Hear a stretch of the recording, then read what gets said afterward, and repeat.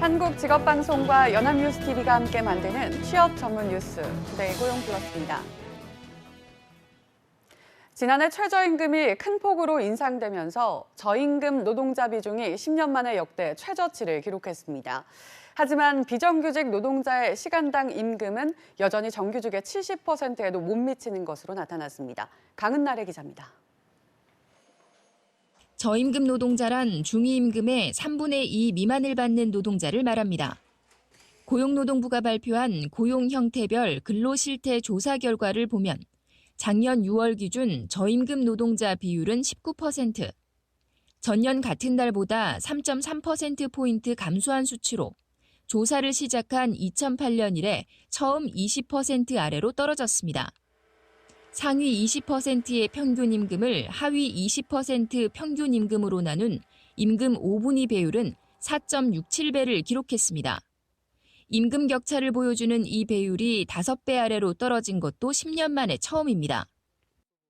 2018년 최저임금 인상이 기존 하위 임금 구간에 속해 있는 근로자가 중위임금 3분의 2 이상에서 중위임금으로 대거 우측으로 이동하고 있음을 보실 수가 있습니다. 하지만 비정규직의 시간당 임금은 여전히 정규직의 70%에도 못 미쳤습니다. 대기업과 중소기업 간 임금 격차 역시 소폭 개선되긴 했지만 여전했습니다. 300인 이상 사업장에서 정규직이 버는 시간당 임금 총액을 100으로 놓고 볼 때 이보다 작은 사업장의 정규직은 56.8%, 비정규직은 41.8% 수준을 받는 것으로 나타났습니다. 또 비정규직의 건강보험과 국민연금 가입률은 아직 각각 60%가 채 안 됐습니다. 연합뉴스TV 강은나래입니다. 지난해 주요 기업 7곳 중 한 곳은 3년 연속 영업이익으로 이자 비용도 되지 못한 한 개 기업인 것으로 나타났습니다. 전국경제인연합회 산하 한국경제연구원이 지난해 상장기업 1,360여 개를 대상으로 조사한 결과 이 중 14.8%인 201개가 3년 연속으로 영업이익이 이자 비용을 밑돌았습니다. 또 지난해 이들 한 개 기업의 비중은 전년보다 3.1%포인트 늘어나며 2014년 16% 이후 가장 높았습니다. 업종별로 보면 제조업이 130개사로 가장 많고 이어 서비스업이 67개사, 건설업이 4개사였습니다. 하반기부터 편의점이나 치킨집, 빵집 등 가맹점이 경쟁업체의 인근 입점 등 외부 요인 탓에 장사가 안 돼 가게를 접을 때는 위약금을 물지 않아도 되게 될 전망입니다. 공정거래위원회는 상반기 중 이 같은 내용을 담아 가맹사업 거래 공정화에 관한 법률 시행령을 개정할 예정입니다. 공정위는 가맹점주의 책임 없이 영업이 어려워지는 경우로 경쟁업체가 인근에 입점했거나 인근 재개발, 재건축 등으로 상권이 악화한 경우 등을 포함시킬 방침입니다. 시행령에 담기는 내용은 가맹사업법 적용을 받은 모든 업종에 적용됩니다. 삼성전자가 비메모리 반도체 분야에 133조 원을 투자하겠다는 계획을 발표했습니다. 제2의 반도체 성공 신화를 쓰겠다는 건데 정부도 비메모리 반도체 산업 육성 계획을 세우고 있어 우리나라가 비메모리 분야에서도 강국으로 거듭날 수 있을지 관심이 쏠리고 있습니다. 김지수 기자입니다. 최근 반도체 사업에서 고전하는 이재용 삼성전자 부회장이 승부수를 던졌습니다. 2030년까지 133조 원을 투자해 비메모리 반도체 분야에서 세계 1위를 달성하겠다는 구상입니다. 2009년 회사 창립 40주년을 맞아 부친 이건희 회장의 비전 2020 이후 10년 만에 대규모 투자를 동반하는 미래 사업 전략을 제시한 겁니다. 반도체는 메모리와 비메모리로 나뉘는데 전 세계 시장에서 매출 비중은 비메모리가 70%로 압도적이고 부가가치도 높습니다. 하지만 삼성전자를 비롯한 국내 업체의 세계 비메모리 시장 점유율은 3에서 4%에 불과합니다. 가격 변동이 심하고 최근 수출까지 부진한 메모리 분야에 의존해서는 성장 가능성이 낮다는 것이 삼성의 판단입니다. 삼성의 이번 결정은 정부가 비메모리 반도체를 3대 중점 육성 산업 중 하나로 선정해 정책 역량을 집중하기로 한 전략과도 궤를 같이 합니다. 삼성전자는 이번 시스템 반도체 투자 발표를 통해 국내 중소반도체 업체들과 적극적으로 협력하고 우리나라 시스템 반도체 산업의 경쟁력 강화에 앞장서겠습니다. 삼성전자 투자의 방점은 최근 회사 측에서 사활을 걸고 있는 반도체 위탁 생산, 파운드리 부문에 찍혔습니다. 그러니까 양산 라인으로 보기에는 크지 않지만 R&D 라인을 구축하는 규모로 보면 적지 않은 액수 규모거든요. 기존의 설비 투자에 하던 추세상에서의 파운더리 비중을 높이는 쪽에 그 라인을 활용을 하겠다고 보여지고, 이번 계획은 주력 사업인 반도체 부문을 확장해 초격차 전략을 확고히 하겠다는 것으로 삼성전자가 제2의 도약을 할 수 있을지 주목됩니다. 연합뉴스TV 김지수입니다. 명품이라 불리는 수입 사치품 업체들의 시도 때도 없는 값올리기 배짱 영업이 올해도 이어지고 있습니다. 문제는 이래도 매출이 오히려 큰 폭으로 는다는 건데요. 경기가 어려운데 이에 아랑곳하지 않는 소비자들이 많다는 이야기입니다. 이진우 기자입니다. 서울 한 백화점의 수입 사치품 매장. 화장품부터 가방과 옷, 구두까지 수백만 원대 고가 품목이 진열돼 있습니다. 이들 명품업체는 겨울철을 맞아 최근 줄줄이 값을 올렸습니다. 작년 한 해만 4번이나 값을 올린 한 업체는 올해도 시계 보석 가격을 평균 1% 인상했습니다. 트렌치코트로 유명한 한 업체도 의류 등 일부 제품을 5% 정도 올렸고, 특유의 로고로 인기를 끄는 또 다른 업체는 일부 가방값을 평균 3% 올렸습니다. 올 170만 게 아니야. 올랐어요? 언제 올랐어요? 얼마 전에 올랐어요. 이런 배짱 장세를 뒷받침하는 건 그칠 줄 모르는 수요입니다. 이들 업체 중 롤렉스, 불가리 등 11곳의 작년 매출은 1년 새 14%가량 늘어 1조 3천억 원에 육박했습니다. 실적 공개가 안 되는 샤넬과 구찌, 에르메스 등 5개 대형 업체는 빠진 건데도 규모와 성장률이 불황을 무색해 합니다. 더구나 일부 가방, 시계 등의 인기 품목은 거액의 돈을 다 내고 1, 2년씩 기다려야 받을 수 있으니 그야말로 없어 못 파는 셈입니다. 최근 경기 상황이 악화되면서 일반적인 상품에 대한 소비는 가격에 매우 민감하게 반응하고 있는 반면에 전체적으로 고가품을 중심으로 한 소비재는 여전히 수요가 유지되고 있는 것입니다. 아무리 값을 올려도 늘어만 가는 사치품 소비에 힘입어 이들 업체의 가격 횡포는 계속될 전망입니다. 연합뉴스TV 이진우입니다. 1분기 경제 성장률이 10년 3개월 만에 최저치로 떨어졌습니다.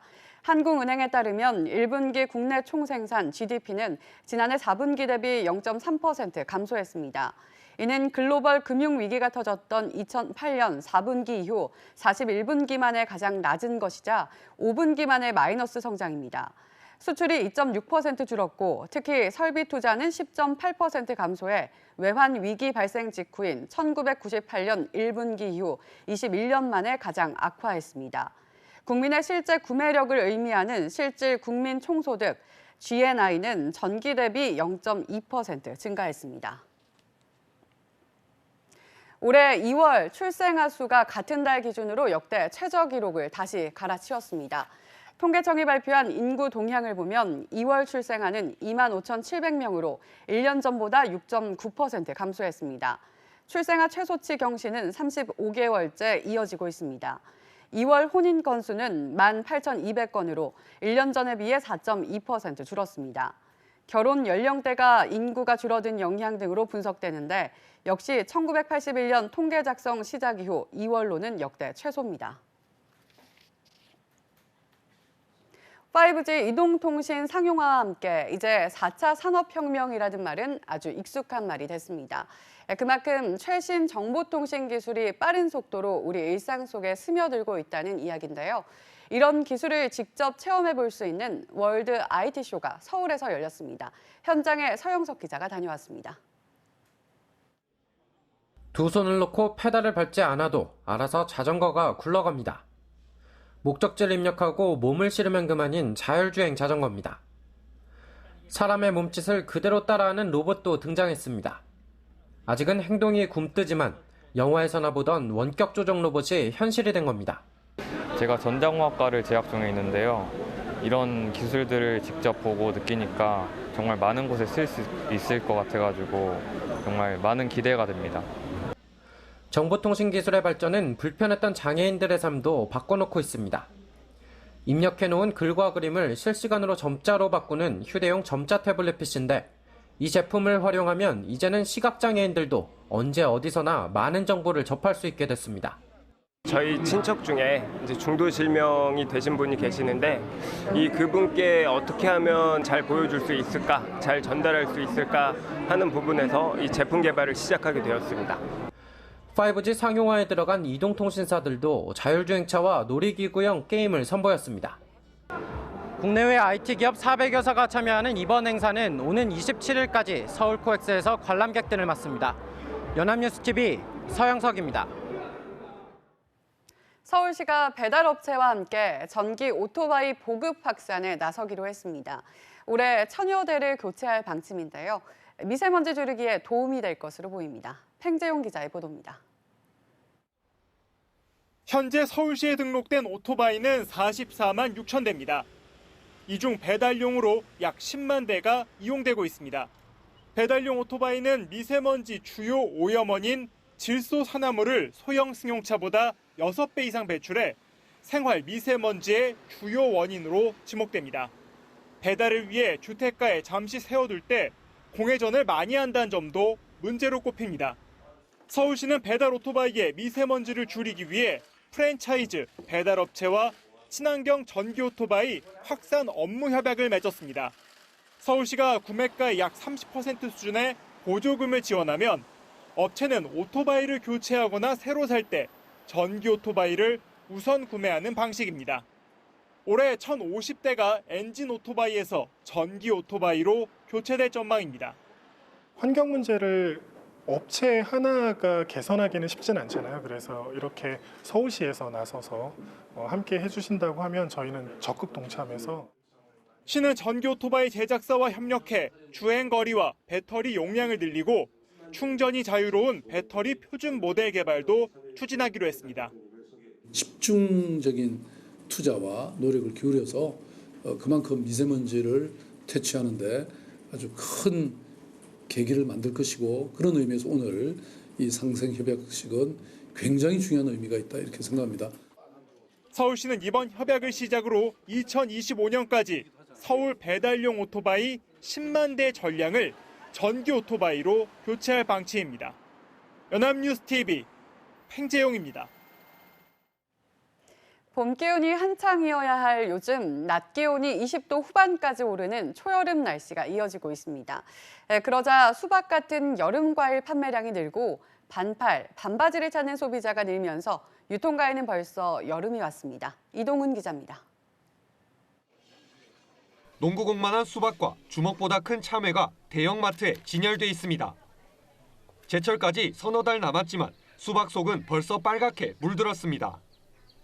이 마트는 더워진 날씨에 여름에 먹을 법한 과일을 찾는 소비자들이 늘면서 지난주 참외 매출이 작년 같은 시점보다 2배 가까이 늘었습니다. 아무래도 날씨가 더우니까 좀 아무래도 냉장고에 넣었다 시원하게 먹을 수도 있고, 또 뭐 수박도 시원하게 먹을 수 있으니까 좋습니다. 4월에 벌써 시작된 초여름 날씨로 소비자들의 여름맞이도 앞당겨진 겁니다. 한 온라인 쇼핑몰에 따르면 최근 한 달간 자두 판매량이 작년에 15배가 넘었고, 다른 쇼핑몰은 참외가 14배가량 늘었습니다. 또 팥, 연유 등 팥빙수 재료도 같은 기간 4배에 가깝게 늘었고, 가정용 빙수기 역시 30% 더 팔렸습니다. 원래 계절에 앞서 제품 진열을 바꿔온 의류업계도 지난해보다 짧은 옷 출시를 한 달 앞당기고 대표적 여름 옷감 린넨으로 만든 제품을 경쟁적으로 내놓고 있습니다. 한여름에도 입으실 수 있는 상품들이 지금 많이 나가고 있어요. 날씨가 빨리 더워지다 보니까 매장에서도 더 빨리 출시를 하고 있고, 다음 달 날씨 역시 평년보다 조금 더 높을 것으로 예보돼 유통가는 때이른 계절 특수를 기대하고 있습니다. 연합뉴스TV 이동훈입니다.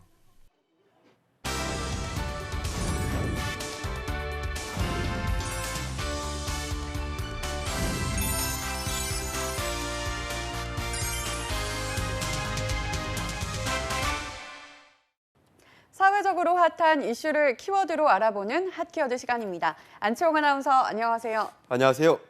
핫키워드 시간입니다. 정부의 노력에도 중소기업 기피 현상이 계속되고 있습니다.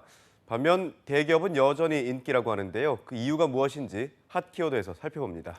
네, 청년 실업자가 47만 명을 넘었는데도 여전히 중소기업 기피 현상이 심하다니 안타까운 일입니다. 어떻게 된 건가요? 네, 통계청에 따르면 지난 2월을 기준으로 봤을 때 중소기업 현장에 부족한 인력은 26만 8천 명 수준으로 조사됐는데요. 대기업과 비교하면 인력 부족 현상이 2.5배나 많은 겁니다. 반면 같은 기간 청년 실업률은 9.5%였는데요. 취업은 안 되는데 정작 인력은 부족하다니 참 아이러니한 상황이 아닐 수 없습니다. 그런데 얼마 전 취업 포털 커리어가 구직자 335명을 대상으로 설문조사를 벌인 결과 구직자 10명 중 9명은 만약 자신이 대기업이나 공기업에 입사하면 어떤 환경이 주어져도 일단 버티겠다고 답했을 정도로 구직자의 대기업 선호 현상은 여전합니다. 이렇게 구직자들이 대기업을 선호하는 가장 큰 이유를 살펴봤더니 역시 연봉과 복지였습니다. 응답자의 60.6%가 연봉과 복지 등의 시스템이 잘 갖춰져 있기 때문에 상대적으로 중소기업보다 대기업을 선택한 거죠. 네, 그런데 최근에는 이 복지 혜택이나 연봉에 신경을 쓰는 중소기업도 증가했다고 하는데 여전히 대기업과 비교하면 큰 차이가 있나 봐요. 네, 그래서 얼마 전 발표된 한 보고서의 내용을 말씀드리고자 합니다. 중소기업 연구원에서 한국과 일본의 대중소기업 간 임금 격차 분석, 비교 분석이란 이름의 보고서를 발표했는데요. 보고서를 보면 2017년 기준으로 직원 1인에서 4인 규모의 일본 중소기업의 평균 임금은 227만 원이었다고 합니다. 반면 같은 규모의 우리나라 중소기업의 월 평균 임금은 174만 5천 원으로 일본의 76.9%에 불과한 것으로 조사됐다고 합니다. 5인에서 9인 중소기업의 경우 우리나라가 기업의 평균 임금은 258만 3천 원으로 266만 5천 원을 받는 일본의 96.9%에 미쳤다고 합니다. 네, 일본의 중소기업과 비교했을 때 다소간의 차이가 있네요. 그런데 일본이 우리나라보다 물가가 높다는 걸 감안한다면 어느 정도 임금 격차도 감안해야 하지 않을까 싶은데요. 네, 많은 분들이 그렇게 생각하실 텐데요. 그렇다면 이걸 보시면 됩니다. 이제는 500인 이상 대기업의 평균 임금을 살펴볼 건데요. 우리나라 500인 이상의 대기업의 임금은 534만 7천 원으로 345만 5천 원을 받는 일본보다 54.2% 높은 것으로 조사됐습니다. 이렇게 따지면 우리나라의 대기업과 1인에서 4인 규모의 중소기업 간의 임금 격차는 360만 2천 원이나 벌어지게 되는데요. 같은 비교에서 일본은 불과 118만 5천 원밖에 차이가 나지 않으니 무려 3배 이상의 간격이 생기는 겁니다. 임금 비중으로 봤을 때도 1인에서 4인 규모의 중소기업 근로자의 평균 임금은 500인 이상 기업 근로자의 32.6%에 불과했는데요. 그러니까 이 대기업 근로자가 한 달에 100만 원을 받는다면 같은 기간 동안 1인에서 4인 규모의 중소기업 근로자는 32만 6천 원밖에 받지 못한다는 뜻입니다. 네, 3배나 차이가 난다니 정말 충격적입니다. 이 정도면 물가와는 전혀 관계없이 임금의 격차가 절대적으로 벌어져 있다는 뜻이 되잖아요. 네, 그렇습니다. 뿐만 아니라 5인에서 9인과 10인에서 99인, 또 100인에서 499인 규모의 기업 근로자의 평균 임금도 500인 이상 기업 근로자와 비교했을 때 각각 48.3%, 57.2%, 70%로 조사됐는데요. 반면 일본은 5인에서 9인은 77.1%, 10인에서 99인은 83.8%, 10인에서 499인은 87.8%로 우리나라 비교했을 때 대기업과의 임금에서도 상대적으로 큰 차이가 나지 않는 것으로 조사됐습니다. 네, 일본의 경우 10인 이상의 사업장은 대기업과 비교했을 때도 임금이 20%도 차이가 나지가 않네요. 이렇게 보니 우리나라의 기업 간 임금 차이가 상당히 심각한 수준이라는 걸 알 수 있습니다. 네, 그렇습니다. 문제는 최근 5년간 우리나라의 대기업과 중소기업 간 평균 임금 격차가 더 벌어졌다는 겁니다. 한국의 1인에서 4인 중소기업 평균 임금이 대기업에 비해 1.1%포인트 감소한 반면 일본은 5.3%포인트 늘면서 임금 격차를 줄였는데요. 그래서 보고서를 작성한 노민선 연구위원은 이 대중소기업 간 임금 격차 완화를 위해선 중소기업 근로자의 장기 재직을 유도하고 근로자 간의 동반 성장을 촉진하는 정책이 추진되어야 한다며 협력 중소기업 근로자를 위한 상생 협력 노력을 강화할 필요가 있다고 밝히고 있습니다. 네, 취업이 안 돼도 구직자들의 대기업 선호 현상이 이제는 이해가 갑니다. 하지만 이렇게 임금 격차가 벌어진 것은 대기업만의 문제도 중소기업만의 문제도 아닙니다. 노사와 정부가 나서서 해결해야 할 정책과 제도의 변화들이 여전히 많이 남아 있다는 뜻이 될 텐데요. 상생 경제가 이뤄지며 대기업과 중소기업 모두 함께 발전할 수 있는 이상적인 산업 토대가 조속히 마련될 수 있길 간절히 바라보겠습니다. 지금까지 핫케어드 안치홍 아나운서였습니다. 고맙습니다. 고맙습니다. 지금까지 투데이 고용 플러스였습니다. 오늘 저희가 준비한 내용은 여기까지입니다. 함께해 주신 여러분 고맙습니다.